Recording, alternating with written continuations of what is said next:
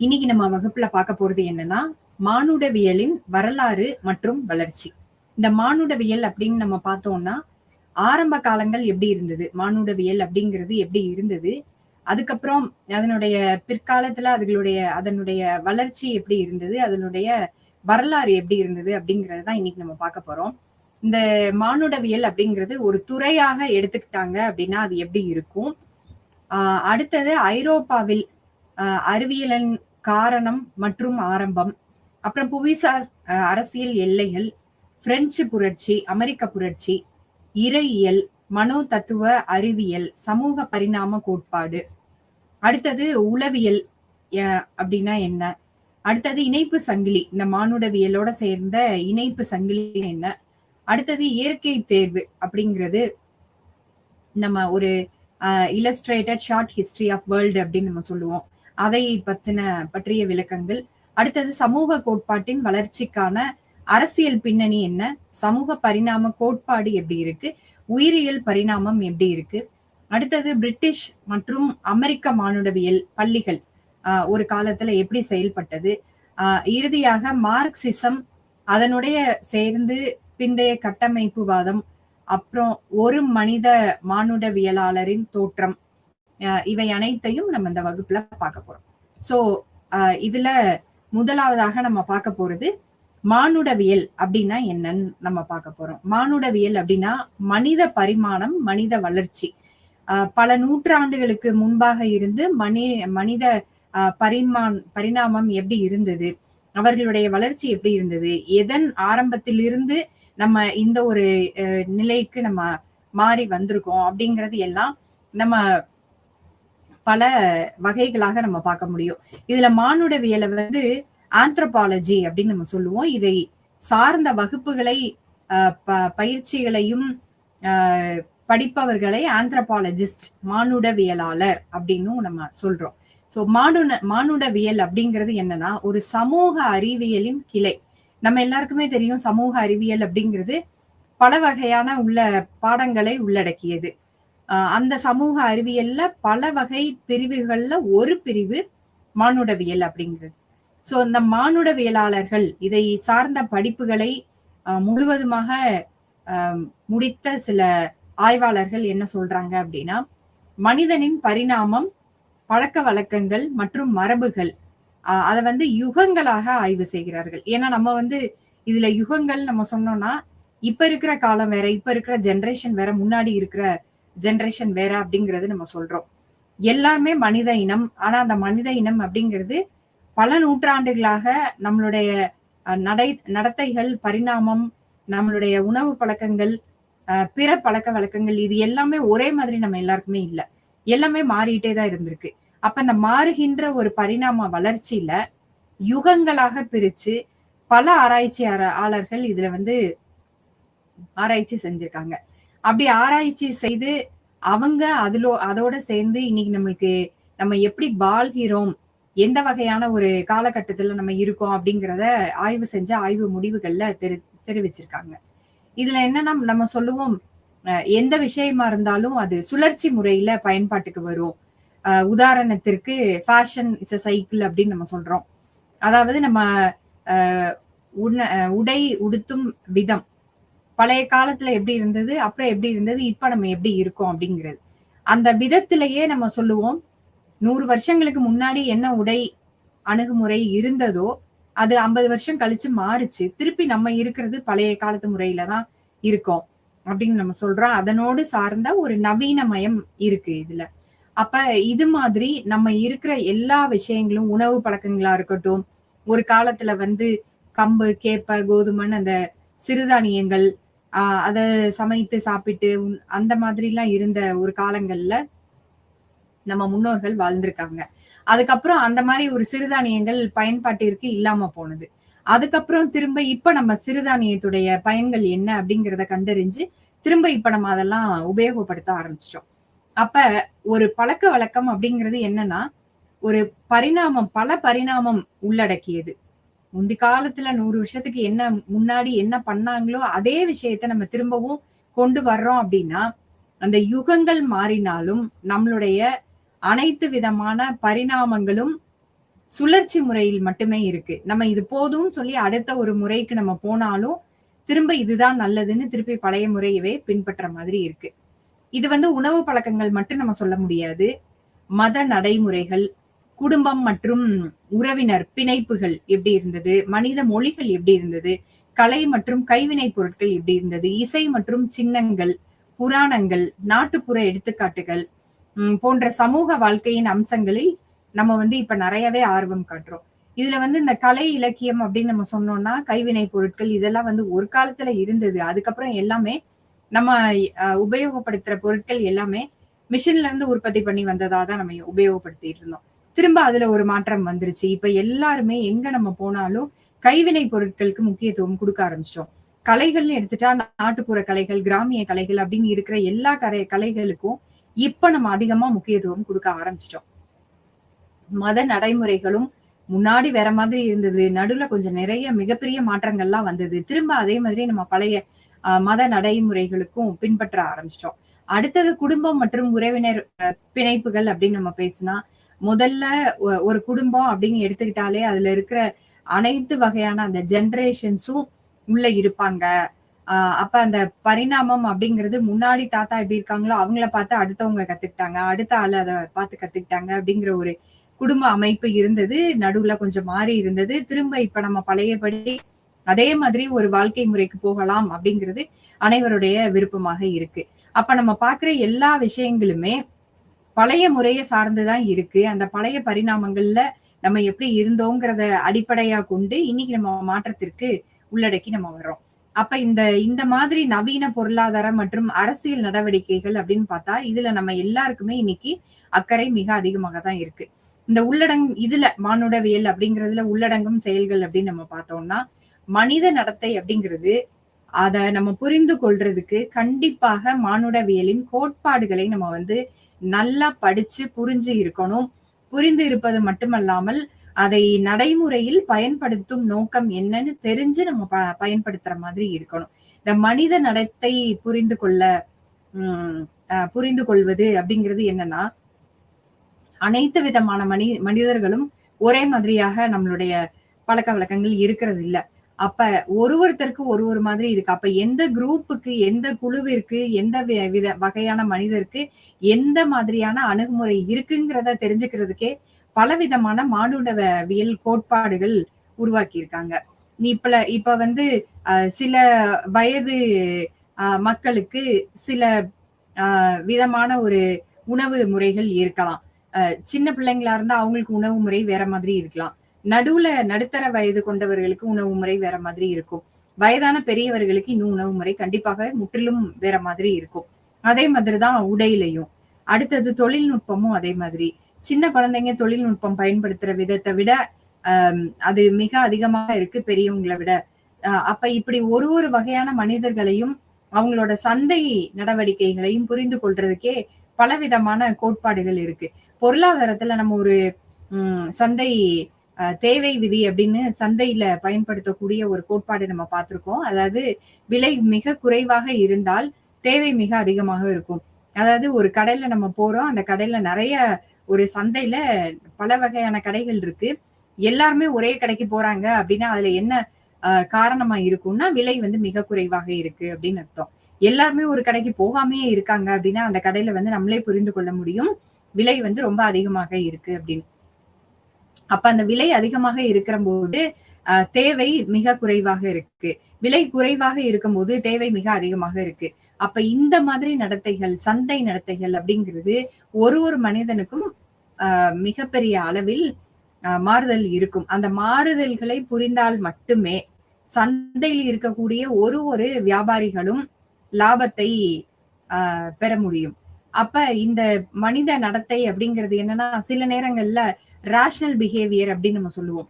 அதாவது மிக எளிமையான ஒரு விஷயத்துக்கு ஒரு மனிதன் எவ்வாறு நடந்து கொள்வான், எவ்வாறு அதை புரிந்து கொள்வான், எவ்வாறு அவன் அணுகுமுறை இருக்கும் அப்படிங்கிறது வந்து காமனா நம்ம பொதுவாக சொல்லிட முடியும்.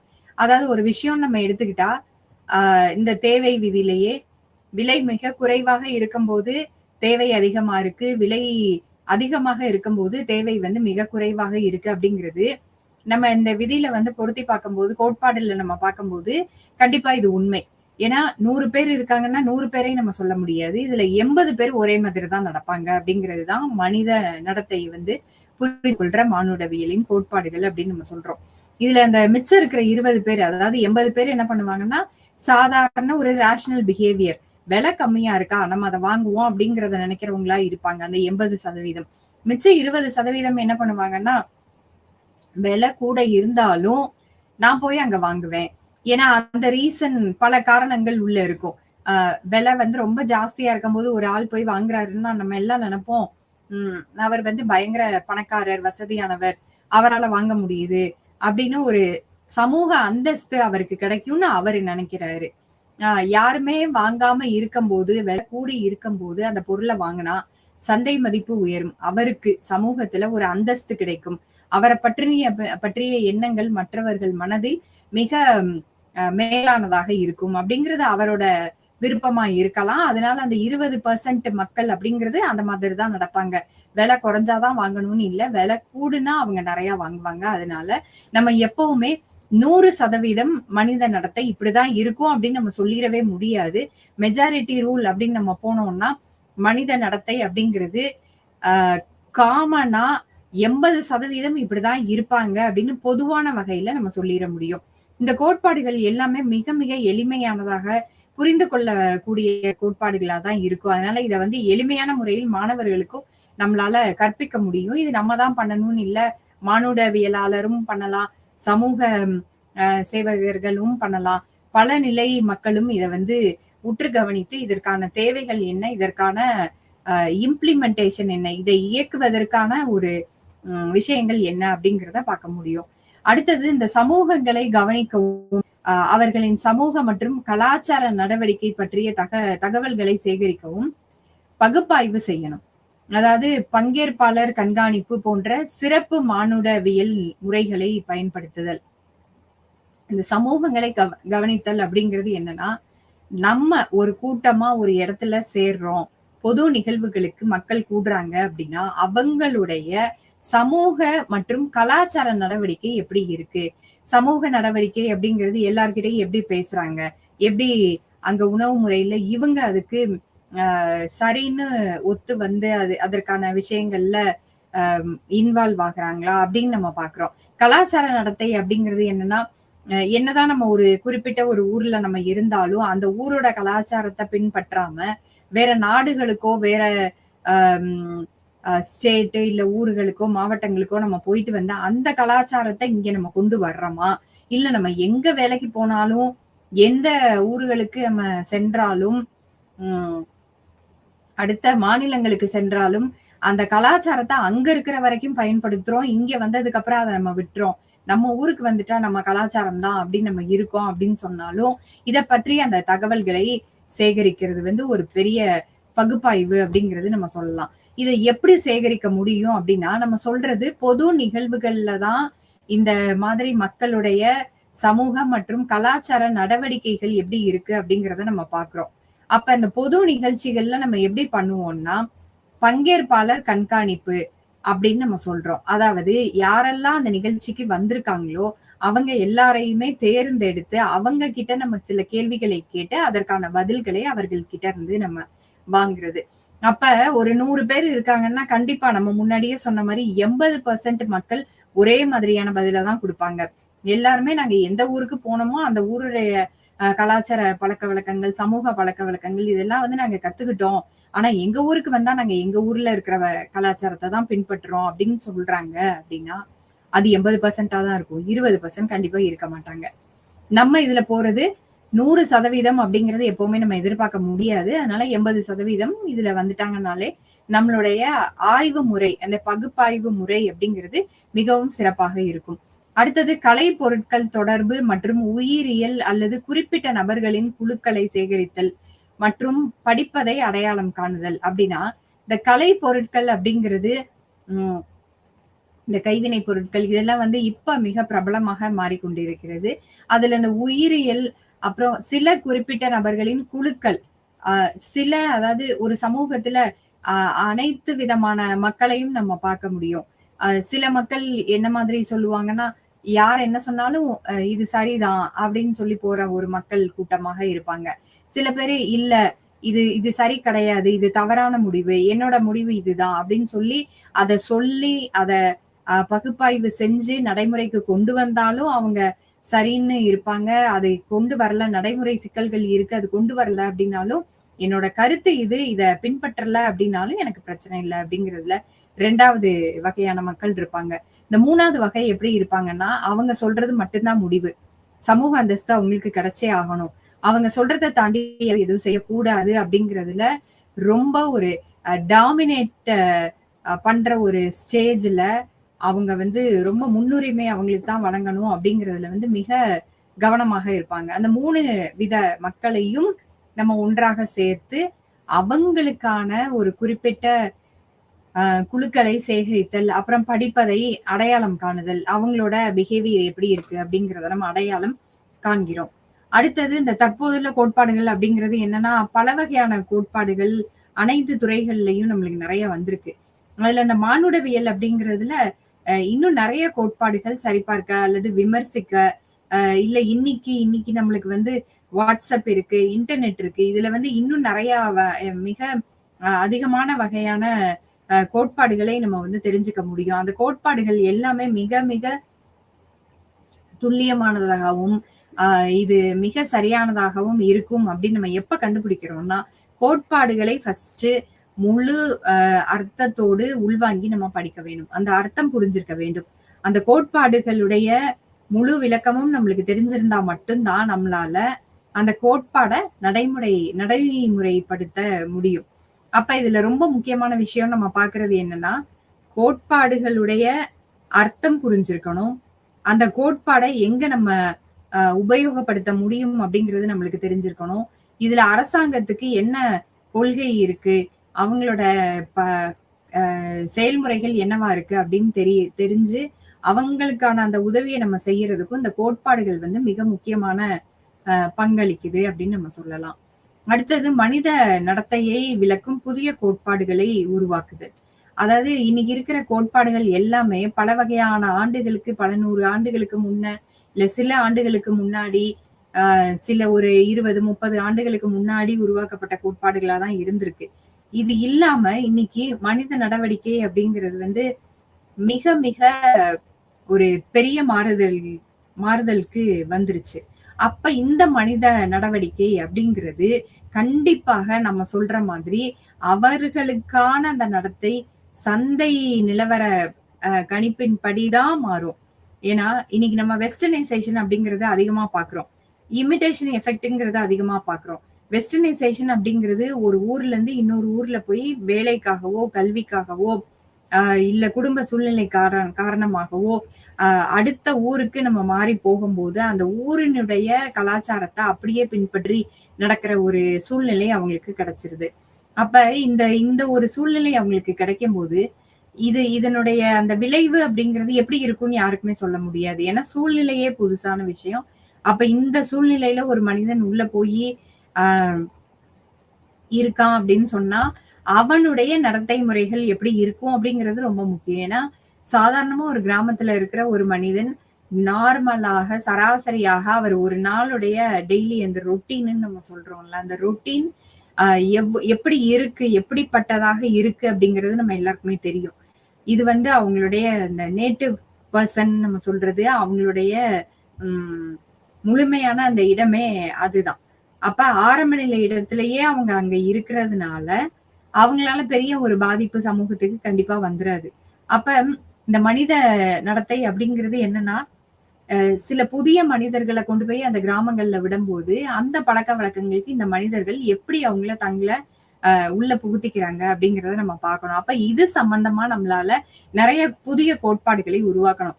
ஏன்னா, இந்த சந்தை நடவடிக்கை அப்படிங்கிறதே இப்ப ரொம்ப புதுசான விஷயமா தான் நம்ம பார்க்கிறோம்.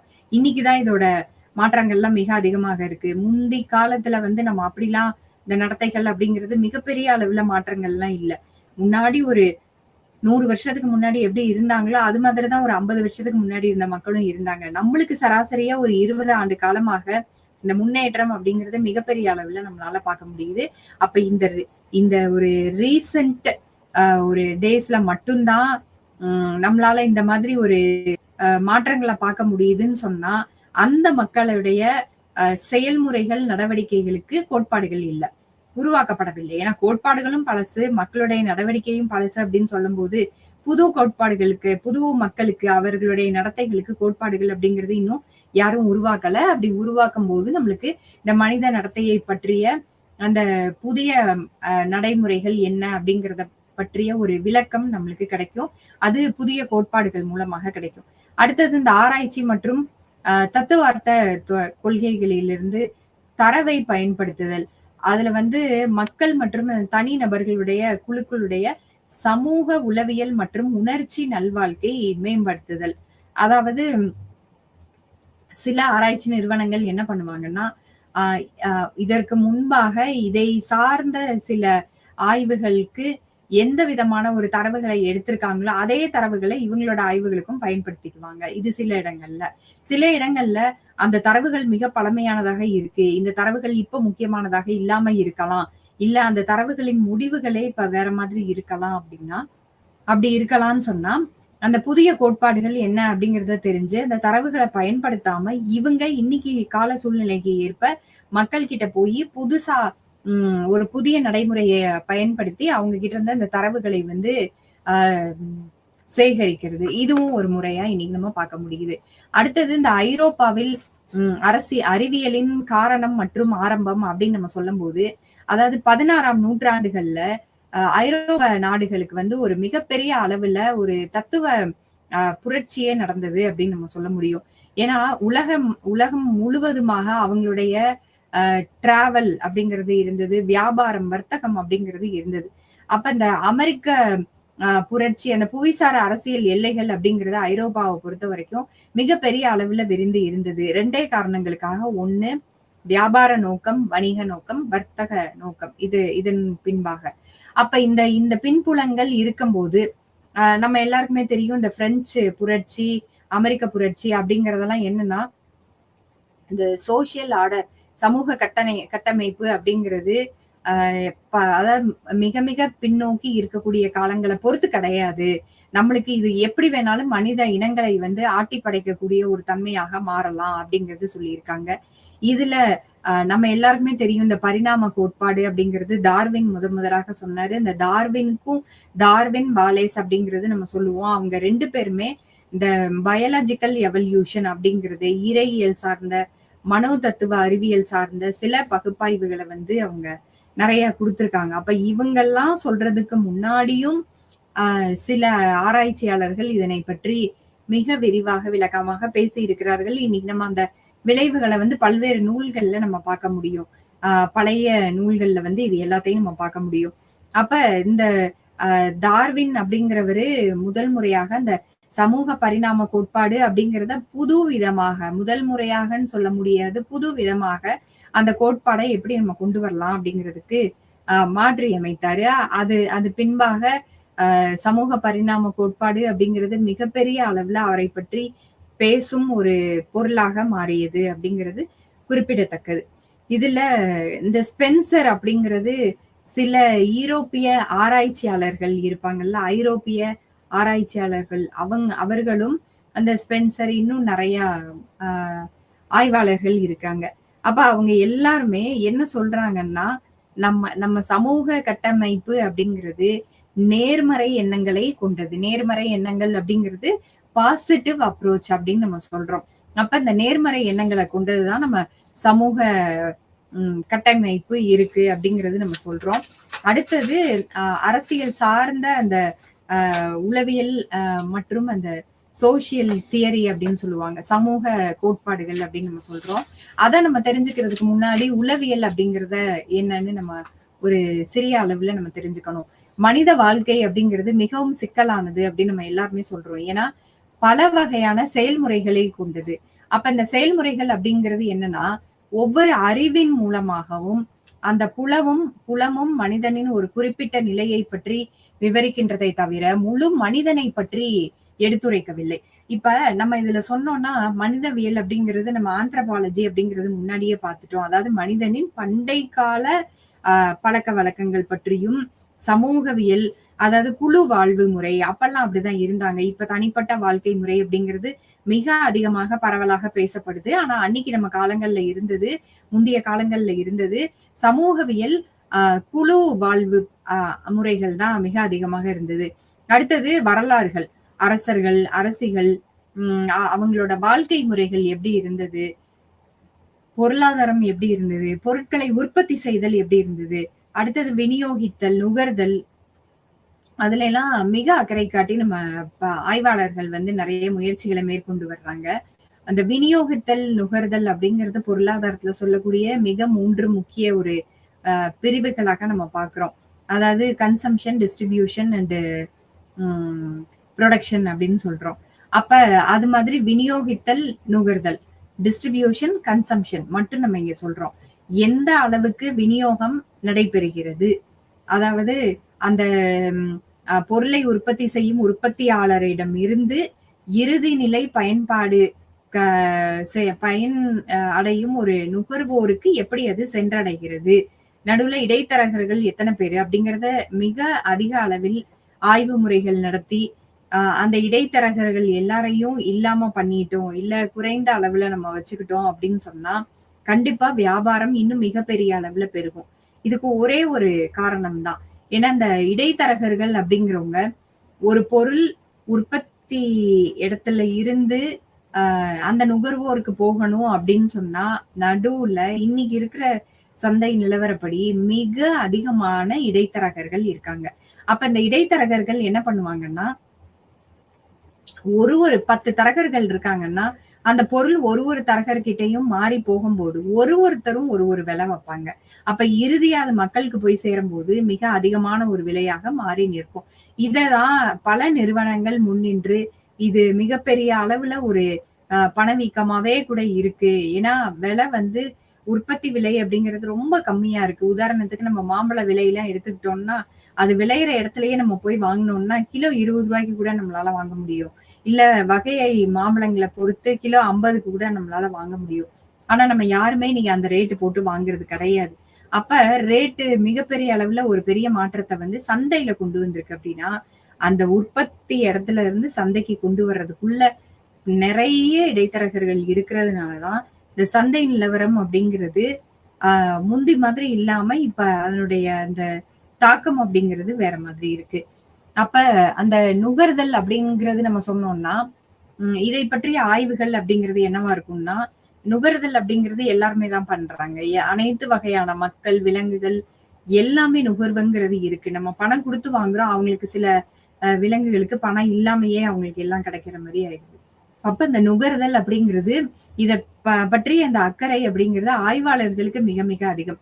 ஏன்னா விநியோகித்தல், நுகர்தல் அப்படிங்கிறது மிக சிறப்பான ஒரு ட்ரெயின் ட்ராக் தண்டவாளம் எப்படி நம்மளுக்கு போகுமோ, பக்கத்து பக்கத்துல ஒன்றுக்கொன்று மோதாமல், இடிக்காமல், வகையான பிரச்சனைய உருவாக்காம 2ம் போகும்போது, அங்க ஒரு வண்டியவே நம்ம உருவாக்கி அதுல வந்து நம்ம ஒரு இடத்துல இருந்து இன்னொரு இடத்துக்கு நகர முடியும் அப்படின்னு சொன்னா, இது வந்து அந்த ஒரு நேர்க்கோடு 2ம் பயணிக்கிற மாதிரி விநியோகித்தலும், நகர்தலும் பயணிக்க வேண்டும்.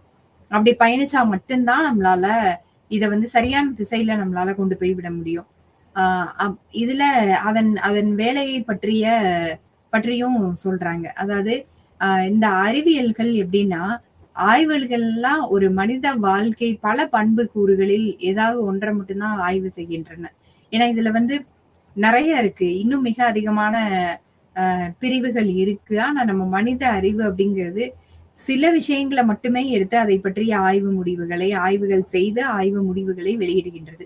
அப்ப இதுல நம்ம பார்க்கும்போது, ஒரு மனிதனின் எல்லா பண்பு கூறுகளையும் எந்த ஒரு அறிவியலும் முழுசா சொல்றது கிடையாது. இப்படி ஒரு அறிவியல் இதுவரைக்கும் கண்டுபிடிக்கல. ஏன்னா, என்னதான் நம்ம அறிவுகளை பற்றி பேசினாலும், உணர்வு பூர்வமான அறிவுகள் அப்படிங்கிறது அது ஒரு தனி வகையாக தான் நம்ம பார்க்கிறோம். அதுல தான் சைக்காலஜி அப்படிங்கிறது உள்ள அடக்கி இருக்கு. அந்த உணவு பூர்வமான அறிவியல் அப்படிங்கிறது மிக, மிக, மிக, மிக முக்கியமான ஒன்றாகும். ஏன்னா, எந்த வகையான ஒரு சூழ்நிலையாக இருந்தாலும் சரி, இந்த உணவு பூர்வ அறிவியல் அப்படிங்கிறது இருந்துச்சுனாலே, அந்த சூழ்நிலைய சமாளிச்சு அந்த மக்களால வெளியில வந்துர முடியும். அப்படி அந்த சூழ்நிலைய சமாளிக்கல அப்படின்னு சொன்னா, அந்த சூழ்நிலைக்கு ஏற்றவாறு அவங்க பழகிக் கொண்டு அதுல அவங்க அ அம் பயணித்து போகலாம். அப்ப அ இந்த ஒரு 2 கிரேக்க வார்த்தைகள் சேர்ந்து உருவாக்கிய சொல்லு தான் இந்த உளவியல் இல்லாட்டி மானுடவியல் அப்படின்னு சொல்றாங்க. அந்த 2 கிரேக்க வர்த்தகர்கள் யாருன்னா, ம் சைக் அப்படிங்கிறது ஒரு வார்த்தை. அடுத்தது லாகஸ் அப்படிங்கிறது இன்னொரு ஒரு வார்த்தையாக இருக்கு. இந்த சைக்கி அப்படிங்கிறது என்னன்னா, ஆன்மா. அதாவது நம்மளுடைய உள்ளம்.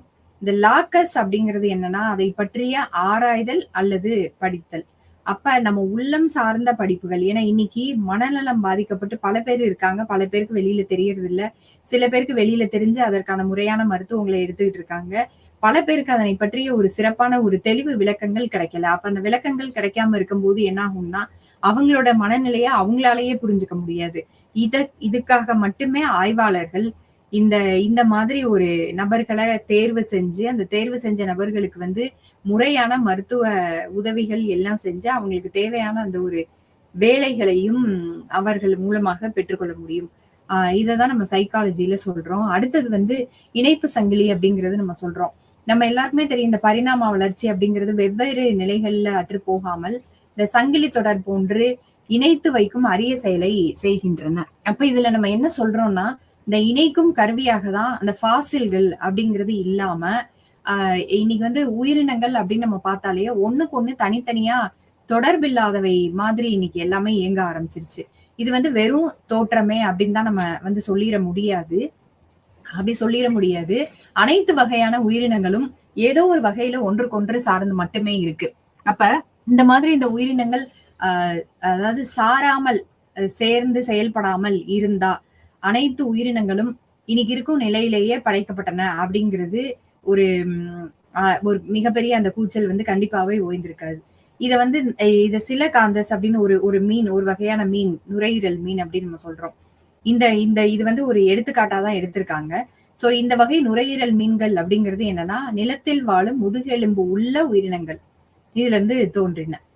இந்த இனம் இந்த பர்ட்டிகுலர் இனம் மட்டும் சுமார் 40 கோடி ஆண்டுகளுக்கு முன்னாடி பாறையில படிவங்களாக இருக்கு. சோ இந்த இனம் அழிந்து விட்டதாகவே அந்த எக்ஸ்டிங்ஷன் அப்படின்னு நம்ம சொல்றோம்ல. இப்ப பல வகையான இனங்கள் அந்த மாரி எக்ஸ்டிங்க்ட் ஆயிருச்சு, கருதப்பட்டது. ஆனா இன்னைக்கு கோடிக்கணக்கான ஆண்டுகளாக பல மாற்றங்களை பெற்று, இன்னைக்கும் அந்த மீன்கள் வந்து உயிரோட இருக்கிறதாக சொல்றாங்க. இததான் வாழும் பாறை படிவங்கள் அப்படின்னு நம்ம சொல்றோம். அதாவது லிவிங் ஃபாசில்ஸ்ன்னு சொல்றோம். இந்த எக்ஸ்டிங்ஷன் அப்படின்னு நம்ம சொல்லும்போது பல வகையான உயிரினங்கள், மனித இனங்கள், மனித இனங்கள்ல மலைவாசி மக்களோ, மலை வாழ் மக்களோ, இது மாதிரி சில கிராம மக்களோ, சில கிராமங்கள் எங்க இருந்ததுன்னே தெரியாத அளவுக்கு அழிஞ்சு போயிருச்சு. அதே மாதிரி சில இனங்கள் என்ன இருந்தாங்களான்னு வாழ்ந்த ஒரு தடமே இல்லாத அளவுக்கு அழிஞ்சிருச்சு. சில வகையான உயிரினங்களும் இருந்தது அப்படிங்கிறதுக்கான ஒரு நம்மளுக்கு எந்த வகையான ஒரு ப்ரூஃபும் நம்மளுக்கு இல்லாம அந்த இனங்கள் எல்லாமே அழிஞ்சிருக்கு. அப்ப இப்படிலாம் இருக்கும்போது நம்ம இருக்கக்கூடிய பல வகையான அந்த உயிரினங்கள் அப்படிங்கிறத நம்ம காப்பாற்ற வேண்டிய பொறுப்பு மனிதனுக்கு கண்டிப்பா இருக்கு. அப்ப இதுல இந்த இயற்கை தேர்வு அப்படிங்கிறத பத்தி சொல்லும்போது, ஹச்.ஜி. வெல்ஸ் அப்படிங்கிறது ஒரு ஒரு மிக பிரபலமான ஒரு விஷயமாக இருக்கு. இயற்கை தேர்வு பற்றி சொல்லும்போது, இந்த இயற்கை தேர்வு பற்றி இவர் என்ன சொல்றாருன்னா, உலகின் ஒரு சுருக்கமான வரலாறு. அதாவது விளக்கப்படத்தோட கூடிய ஒரு புக்ல an illustrated short history of world அப்படிங்கிற ஒரு நூலின் மூலமாக இதுல வந்து சொல்லியிருக்காங்க. அதாவது பூமியில் எந்த உயிரியும் திடீர்னு உண்டாகியதாக ஒரு ஏற்பட்டதாக தெரியவில்லை. ஏன்னா உயிரிகள் வளர்ந்தன, வளர்கின்றன. அவ்வளவுதான். உயிர்கள் எல்லாமே வெவ்வேறான தனித்தன்மை கொண்டதாக இருக்கு. அந்த தனித்தன்மை அப்படிங்கிறது என்னன்னா, ஒரு ஒவ்வொன்னும் ஒரு உயரிய வரையறை உடையது. இந்த உயிரிகள் ஒரு மொத்தமான குவியல்கள் இல்லாம, லம்ஸ் அண்ட் மாசஸ் அப்படின்னு நம்ம சொல்றோம். அப்படி இல்லாம, இயக்கமில்லாத அளவிலா பெரிய படிகங்களும் இல்லாம, ஒரு உயிரற்ற பொருளாவும் நம்ம சொல்ல முடியாது. இப்போ உயிருள்ள பொருள்களிடம் இல்லாத இரு பண்புகள் இந்த இரு பெரும் உயிர்கள் பெற்றுள்ளன. இப்ப தாங்கள் உண்ணும் பொருட்களை தன்மயமாக்குகின்றன. ஏன்னா அதுகளுக்கு தெரியாது. மனுஷங்க மாதிரி கூட யாரும் உட்கார்ந்துருக்காங்க அப்படின்னா, அவங்களுக்கு அத பிரிச்சு குடுக்கணும் அப்படிங்கிறதுல அது உடன்படாது. ஏன்னா, அதற்கான உணவையே அது தேடி எடுத்திருக்கும்போது, நான் தனியா போய் இதெல்லாம் கண்டுபிடிச்சிட மாட்டேன் அப்படிங்கிறதுல அது தெளிவாக இருக்கும். அதே மாதிரி ஒவ்வொரு உயிரும் என்ன அ மிக அதிகமாக பண்ணும் அப்படின்னு சொன்னா, அ அதாவது ஒவ்வொரு உயிரும் இத கண்டிப்பாக உண்டாக்கும். பெற்றோருக்கும், அதோட அந்த உயிரினங்களின் ஆரம்ப காலகட்டமாக பெற்றோருக்கும், பெற்றோர்களிடமிருந்து வேறுபட்டிருக்கின்றது. இந்த இந்த வேறுபாடு அப்படிங்கிறது எப்படி இருக்கும்னா, பெற்றோர்களுக்கும், பெற்றெடுத்தனவற்றிற்கும் இடையே இருக்கும் வேறுபாடு. இது வந்து ஒவ்வொரு உயிரினங்கள் கிட்டயும் இருக்கு. அதனுடைய வாழ்க்கையில இருக்கிற பல்வேறு நிலைகள், பல்வேறு பருவத்திலயும் இருக்கு. இதுல அ அதாவது 1922ஆம் ஆண்டுகள்ல வந்து அறிவியலாளர்கள் என்ன சொன்னாங்கன்னா, பெற்றவை அம் அதாவது பெற்றோர்களை ஒத்திருப்பதாகவும், பெற்றவை முடியவில்லை. ஆனால் இப்பொழுது இத்தகைய நிலைகளுக்கு ஜீன்களே காரணம் அப்படிங்கிறதும் நம்மளுக்கு தெரிய வந்திருக்கு. இதுல வந்து பெற்றவை பெற்றோர்களிடமிருந்து வேறுபட்டும், சில நேரங்கள்ல ஒத்தும் இருப்பதை அறிவியல் பார்வை மூலமாக, அதாவது பொது அறிவு மூலமாக, பட்டறிவின் மூலமாக நம்ம பார்க்கிறது மட்டும் தான் சிறந்ததாக இருக்கும். ஒரு குழுவாக இருக்காங்க அப்படின்னா, நம்ம எந்த ஆய்வுகளும் மேற்கொள்ளாமல், அ சும்மா நம்ம போயி அந்த ஆய்வுகள் இப்படி இருக்கு அப்படின்னு சொல்லி, அவங்களோட சந்தை நடவடிக்கைகள் இப்படி இருக்கு, அவங்களுடைய செயல்பாடுகள் இப்படி இருக்கு, அவங்களோட உணவு முறை இப்படி இருக்கு அப்படின்னு நம்ம சொல்றது சரியான ஒரு முடிவா இருக்காது. அதனால எந்த ஒரு பிரச்சனையாக இருந்தாலும், மிக மிக முக்கியமாக நம்ம சொல்ல வேண்டியது, அதனை சார்ந்த ஆய்வு முறைகளை நாம் கண்டறிய வேண்டும். ஆய்வு முறைகள் மூலமாக மட்டுமே இறுதி முடிவை நாம் எட்ட முடியும். இதுல வந்து இந்த சமூக கோட்பாடின் வளர்ச்சிக்கான அரசியல் பின்னணி அப்படிங்கிறது நம்ம பார்க்க முடியும். அரசியல் பின்னணி அப்படின்னு நம்ம சொன்னோம்னா, பொலிட்டிக்கல் பேக்ரவுண்ட் அதாவது சோசியல் டெவலப்மெண்ட்டுக்காக நம்ம சொல்றோம். இதுல பல்வகையான ஆய்வாளர்கள் வந்து நிறையவே சொல்லியிருக்காங்க. இதுல இந்த ட்ராட்மேன் அப்படிங்கிறவர் என்ன சொல்லியிருக்காருன்னா, 97ஆம் வருஷம் அவர் சொல்லியிருக்கிறது மிக முக்கியமாக, பிரிட்டிஷர்ஸ் நம்ம நாடு வந்து ஆளும்போது, அவங்க மிக பல நேரங்கள்லாம் நம்ம சொல்றது மரியாதை இல்லாம நம்ம நடத்தப்பட்டோம் அப்படின்னு சொன்னாலும், சில விஷயங்கள்ல நம்மளுக்கு குடுக்க வேண்டிய மரியாதைய த குடுக்கப்பட்டு, நம்மளுடைய அந்த நிகழ்வுகளுக்கு முக்கியத்துவம் தரப்பட்டிருக்கு. இதுல பல வகையான நிகழ்வுகள், நம்மளுடைய சமூக கலாச்சாரங்கள் நெறைய நம்ம இழந்திருக்கோம் அப்படின்னு சொன்னாலும், நெறைய விஷயங்கள் இன்றளவும் நம்ம வந்து பேசக்கூடிய, நம்ம பின்பற்றக்கூடிய ஒரு விஷயமாக தான் இருக்கு. இந்த rising need of capitalist economy அப்படின்னு நம்ம சொல்றோம். அதாவது முதலாளித்துவ பொருளாதாரம். அது வந்து அன்னிலிருந்து இன்னைக்கு வரைக்கும் நம்மளுக்கு இருந்துகிட்டே தான் இருக்கு. இந்த மாதிரி ஒரு விஷயங்கள் மட்டுமே ஐரோப்பா மாதிரிய நாடுகள்ல வந்து நம்ம உலக அளவுல வந்து இந்த மாதிரி உம் முதலாளித்துவ ஒரு பொருளாதாரம் அப்படிங்கிறத பல நாடுகளுக்கு இது வந்து செயல்முறைக்கு கொண்டு வர வச்சிருக்கு. இதுல அமெரிக்க புரட்சியை பத்தி நம்ம மிக முக்கியமாகவே இங்க பேசலாம். இதுல என்னன்னா ஒரு ஒரு ஒரு ஐரோப்பிய மக்களுக்கு வந்து மிக முக்கியமான ஒரு விஷயமாக அவங்க முன்னாடி நிக்கிறது என்னன்னு சொன்னா, அந்த கல்ச்சர். நம்ம நம்ம என்ன கலாச்சாரம்ல இருக்கோம். நம்ம கலாச்சாரம் எந்த அளவுக்கு நம்மளுக்கு ஒத்து போகுது. எந்த கலாச்சாரத்தை அவர்கள் பின்பற்றினால் அவர்களுக்கு பயனுள்ளதாக அமையும் அப்படிங்கிறது ரொம்ப முக்கியமா ஐரோப்பிய மக்கள் வந்து உற்று நோக்கிட்டு இருக்காங்க. இதுல அவங்களுக்கு என்ன ஒரு மிக முக்கியமான ஒரு நம்பிக்கை அப்படின்னா, இந்த கலாச்சாரத்தை பின்பற்றினால் அவர்கள் மிகவும் பொறுப்புள்ள மனிதர்களாக மாறிடுவாங்க. அதாவது மக்களால் சார்ந்த பிரச்சனைகள், நேர்மையான விஷயங்கள், இப்படி பல மாதிரியான விஷயங்களை வந்து உள்ளடக்கி அவங்களால கொண்டு போக முடியும் அப்படிங்கிறது அவங்களோட நம்பிக்கையாக இருந்தது. அடுத்தது சிசு கொலைகள். அதையும் வந்து அவங்க ஒரு இதாவே மாற்றி கொண்டு வந்தாங்க. அப்ப இது எல்லாமே நம்ம எதை சொல்றோம் அப்படின்னு சொன்னா, ஆரம்ப கால நிலைகள்ல பல்வேறு கோட்பாடுகள் இருந்தது. அதாவது இந்த ஐரோப்பிய நாடுகளை வந்து ஒரு பிரிமிட்டிவ் அதாவது மிகவும் பின்னோக்கிய ஒரு சமுதாயம், பொருளாதாரம் அப்படிங்கிறதுல நம்ம முந்தி ஒரு காலத்துல நம்ம சொல்லிக்கிட்டே இருந்தோம். அடுத்தது மனித இனம் தோன்றுவதற்கு முன்பாகவே இந்த இனங்கள்லாம் என்ன பண்ணாங்கன்னா, இவங்களோட இந்த அம் காலநிலைகள், திருமண முறைகள், கலாச்சார முறைகள், பொது முறைகள் இது எல்லாத்தையும் பின்பற்றி அவங்க என்ன பண்ணியிருக்காங்க அப்படிங்கிறத நம்மளுடைய முன்னேற்றத்திற்காக நம்மளும் பண்றது மிக முக்கியமான ஒன்று. அடுத்தது இந்த பிரிட்டிஷ் மற்றும் அமெரிக்க மானுடவியல் பள்ளிகள்.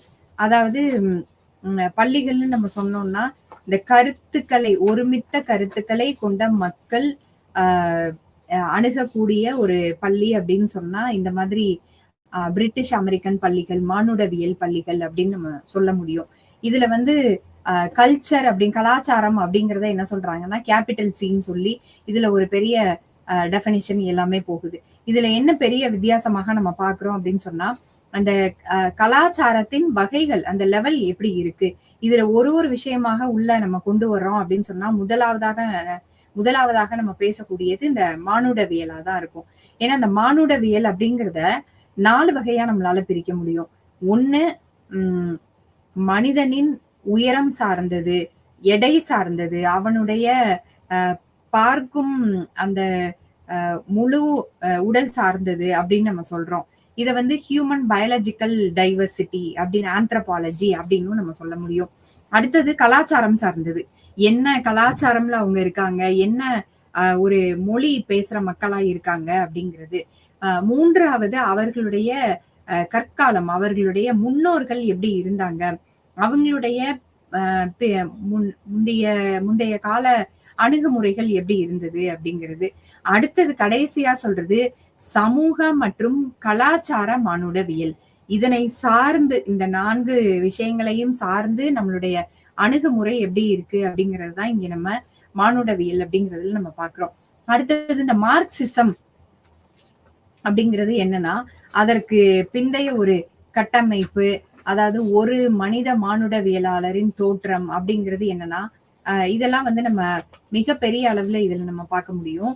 இதுல இந்த மானுடவியலாளர்களின் பங்கு அப்படின்னு நம்ம பார்த்தோம்னா, மார்க்சிசம்க்கு மானுடவியலாளர்களின் பங்கு அப்படிங்கிறது மிகப்பெரிய அளவுல பேசப்பட்டது எப்பன்னா 2ஆம் உலகப் போருக்கு அப்புறமா பிந்தைய காலங்கள்ல மட்டும்தான். அப்ப மிகப்பெரிய ஒரு முரண் இருந்தது. அதாவது அந்த ஜியோ பொலிட்டிக்கல் அதாவது எல்லை அரசியல் எல்லை எவ்வளோ, அவங்களுடைய உள்நாட்டு புவிசார் அரசியல் எல்லைகள் எந்த அளவுக்கு இருந்தது அப்படின்னு உலக அளவுல பார்க்கும்போது மிகப்பெரிய மாற்றமா தான் அது இருந்தது.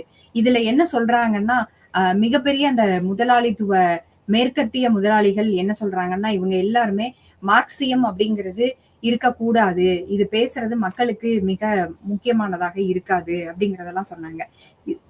இதுல இந்த மார்க்சியம் அப்படிங்கிறது என்ன நம்ம சொல்றோம்னா, சம தர்ம தத்துவம் அப்படிங்கறத நம்ம சொல்றோம்.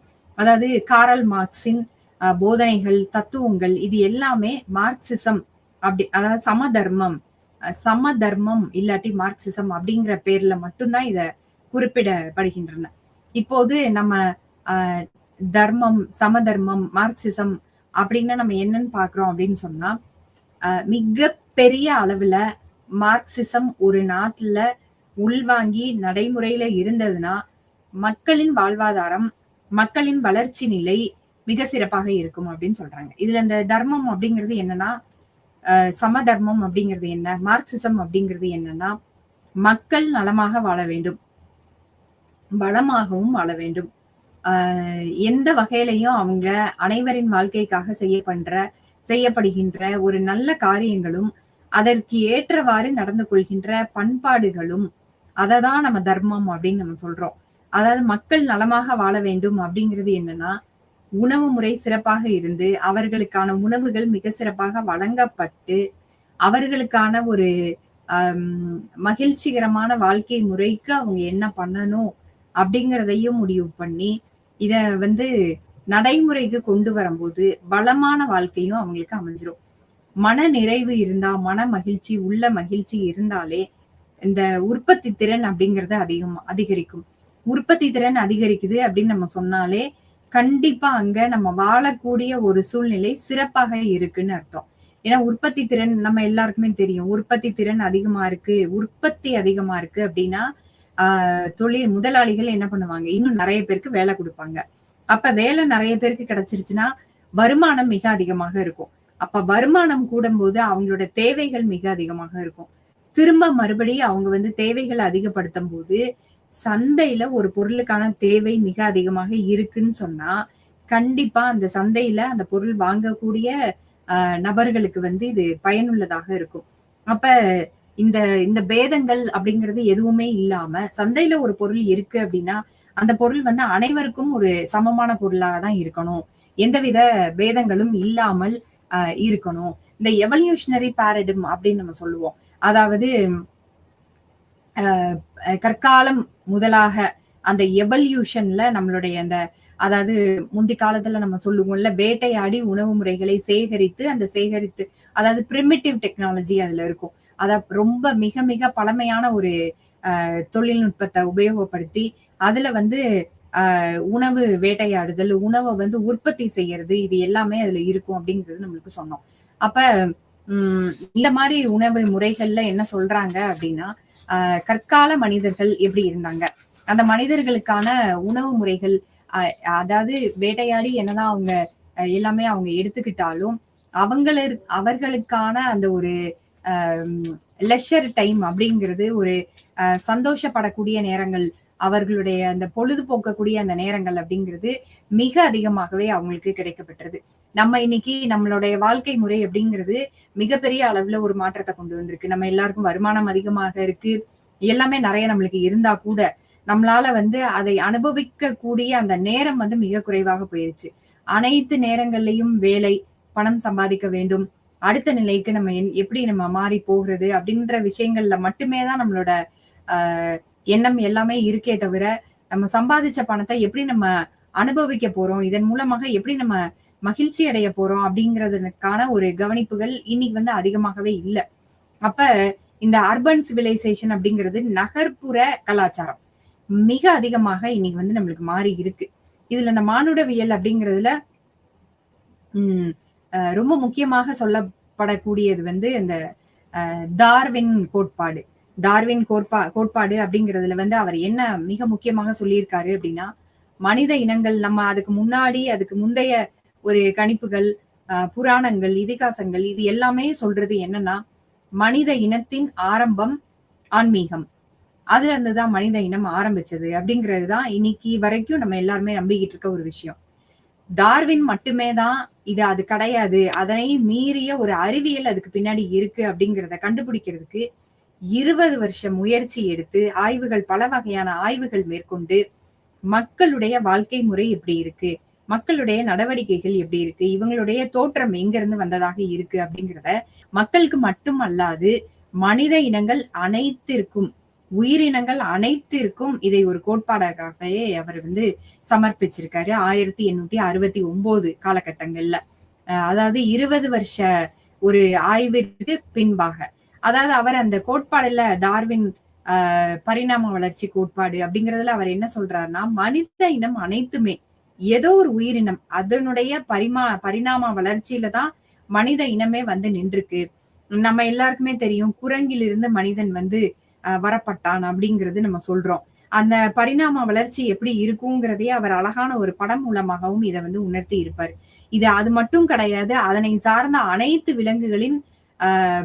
அனைத்து விலங்குகளும் நம்ம மனித இனத்திற்கு ஒரு ஆரம்ப புள்ளியாக தான் இருந்திருக்கு. ஏதோ ஒரு உயிரினம் தோன்றி இருக்கு. அந்த உயிரினத்தில இருந்து மாறுபட்ட போக்கை கொண்டு வந்ததுதான் ஒரு பிற உயிரினங்களும் அதனை சார்ந்த மனிதர்களும் அப்படின்னு அவர் வந்து அவருடைய தியரியில கோட்பாடுல சொல்லியிருக்கார். அந்த கோட்பாடு பல வருட ஆய்வுகளுக்கு பின்பாக அந்த கோட்பாடுகள் அவர் சொல்லும் போது மிகப்பெரிய அளவுல அந்த கோட்பாடுகள் பேசப்பட்டன மக்கள் முன்னாடி. ஏன்னா அது வரைக்கும் எல்லாருமே ஆன்மீகம் சார்ந்ததுதான் மனித இனம் அப்படின்னு இருக்கும்போது ஆன்மீகம் மட்டும் கிடையாது, அறிவியல் சார்ந்ததுதான் மனித இனத்தின் ஆரம்பம் அப்படின்னு அவர் சொன்ன விஷயம் மிகப்பெரிய அளவுல பேசப்பட்டது.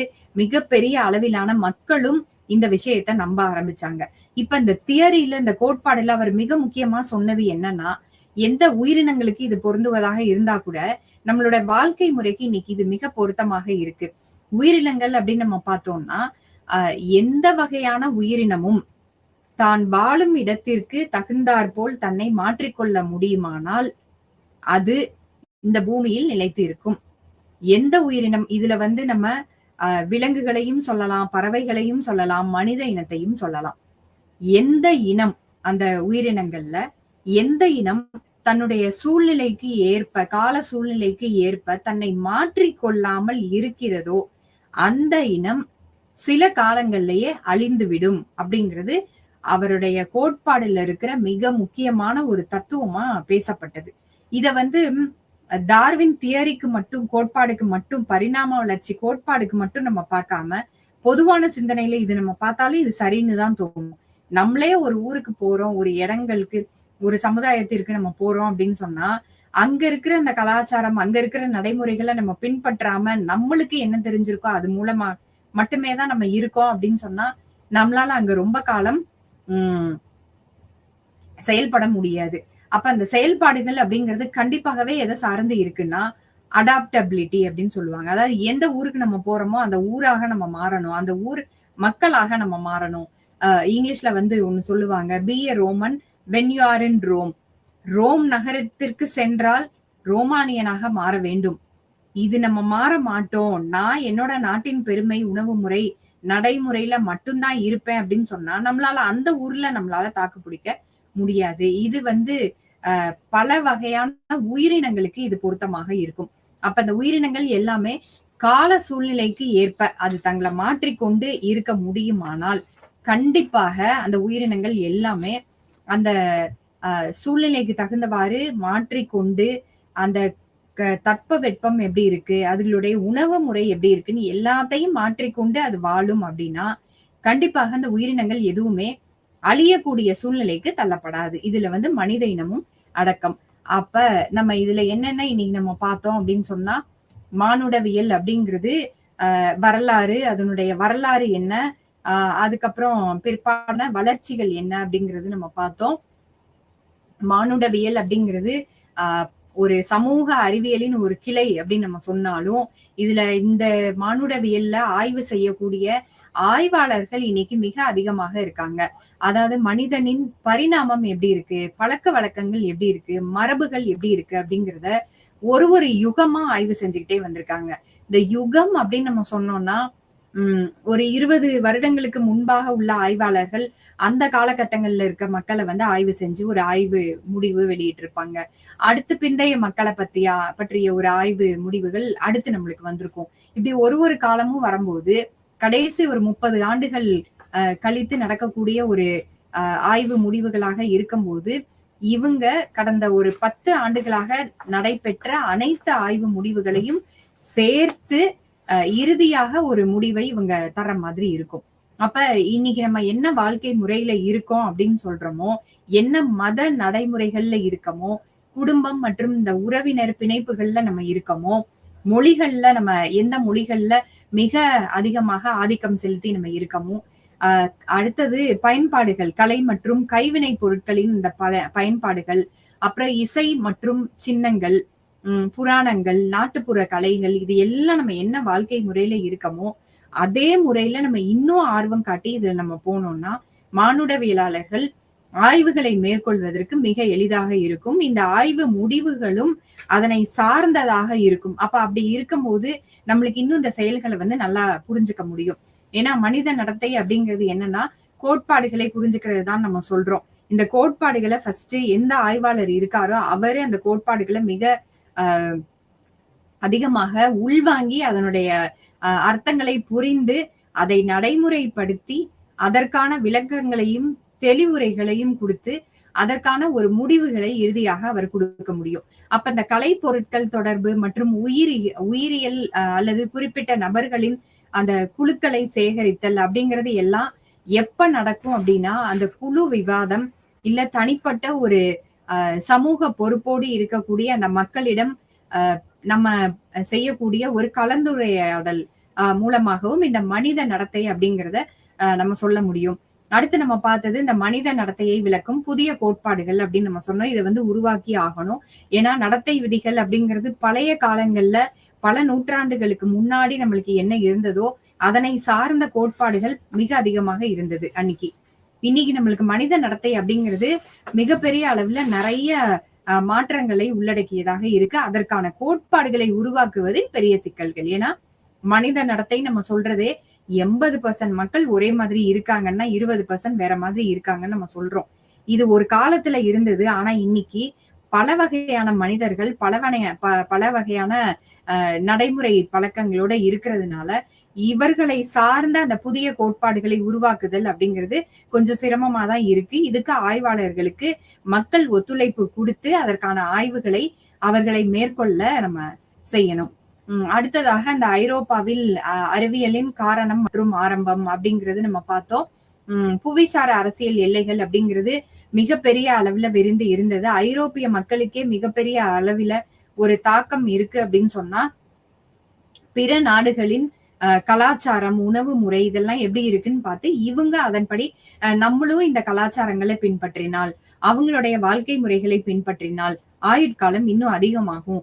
புவிசார் அந்த அரசியல் எல்லைகளை இன்னும் விரிவடைந்து செய்தா, நம்ம நாட்டின் மக்களின் வளம் இன்னும் நல்லா இருக்கும், நலம் நல்லா இருக்கும் அப்படிங்கிறதுல இந்த ஐரோப்பிய அறிவியல் ரொம்ப முக்கிய பங்கு வகிக்குது. இதுலதான் நம்ம பிரெஞ்சு புரட்சி, அமெரிக்க புரட்சி இதெல்லாம் நம்ம சொன்னோம். இதுல இந்த இறையியல் சார்ந்த, மனோ தத்துவ அறிவியல் சார்ந்த பல வகையான விஷயங்களை ஐரோப்பிய மக்கள் கற்றுக்கொள்வதில் மிக ஆர்வமாக இருக்காங்க. அந்த ஆர்வம் அப்படிங்கிறது எங்க போய் முடியும்னா, கற்றுக்கொள்வதோடு சேர்ந்து நடைமுறைப்படுத்தி அதனை சார்ந்த கோட்பாடுகள், ஆய்வுகள் அப்படிங்கிறத பெரிய அளவுல அவங்க செஞ்ச ஆய்வு முடிவுகளையும் வெளியிட்டாங்க. அடுத்து நம்ம பார்த்தது இந்த உளவியல் சார்ந்த சிந்தனைகள் அப்படின்னு நம்ம சொன்னோம். அதாவது உளவியல் அப்படிங்கிறது பண்டை கால பழக்க வழக்கங்கள் எப்படி இருந்தது, அவங்களுடைய குழு வாழ்வு முறை எப்படி இருந்தது, இன்னைக்கு நம்ம கிட்ட அது அதிகமா இல்ல. அவங்களோட வரலாறு எப்படி இருந்தது, அரசர்கள், ராணிகள் அவங்க எல்லாம் இருந்த கால முறைகள் எப்படி இருந்தது, அவங்க வாழ்க்கை முறை பற்றி நம்ம நிறைய இதுல பேசிட்டே இருந்தோம். அடுத்தது பொருளாதாரம் அப்படிங்கிறதுல ரொம்ப முக்கியமா நம்ம சொல்ற 2 விஷயம் டிஸ்ட்ரிபியூஷன், கன்சம்ஷன், அதாவது விநியோகித்தல், நுகர்தல். இந்த 2த்துக்கும் நம்ம மிக பெரிய அளவுல அக்கறை காட்டி ஆய்வுகள் செஞ்சா நம்மளுக்கு இந்த உயிரியல் சார்ந்த, அதாவது உடலின் அமைப்பு, அதன் வேலைகள் இதெல்லாம் அதுல நம்ம சேர்த்து இறுதி முடிவை கொண்டு வர முடியும். மனிதனின் எல்லா பண்பு கூறுகள் அப்படிங்கிறது ஒரு அறிவியல்ல முழுமையா எந்த அறிவியலும் இது ஆராய்ச்சி செய்யறது இல்ல. ஆனாலும் நம்ம சைக்காலஜி, உளவியல் அப்படிங்கிறதுல மட்டும்தான் மனிதனின் நடத்தையை மிக அதிகமாக விளக்கம் கொடுத்திருக்கிறது. இதுல 2 கிரேக்க வார்த்தைகள் நம்ம பார்த்தோம். சைக் அண்ட் மற்றும் லாகாஸ் அப்படின்றது சொன்னோம். இந்த இரண்டையும் சார்ந்த படிப்புகள் மிக அதிக அளவுல பேசப்படுகிறது. அடுத்தது இணைப்பு சங்கிலி அப்படிங்கறது நம்ம பார்த்தோம். சில வகையான உயிரினங்கள் அழிந்து விட்டதாகவே நம்ம கருதப்பட்டு இருக்கிறோம். இதுலயும் அந்த அழிந்து விட்டதுன்னு நினைக்கக்கூடிய சில வகையான உயிரினங்கள் இன்னைக்கு வரைக்கும் இருக்குன்றதுக்கும் நிறைய ஆய்வு சான்றுகள் இருக்கு. அப்ப இந்த இயற்கை தேர்வு அப்படிங்கறத பற்றி ஹச்.ஜி. வெல்ஸ் அப்படிங்கிறவரு உலகின் ஒரு சுருக்கமான வரலாறு அப்படிங்கிற ஒரு புத்தகம் மூலமாக விளக்கி இருக்காரு. அதாவது பூமியில எந்த உயிரும் திடீர்னு உண்டாகியதாக இல்ல. உயிர்கள் வளர்ந்தன, வாழ்கின்றன அப்படின்னு நம்ம சொல்றோம். சில இடங்கள்ல குவியல்களாக வளர்கின்றன.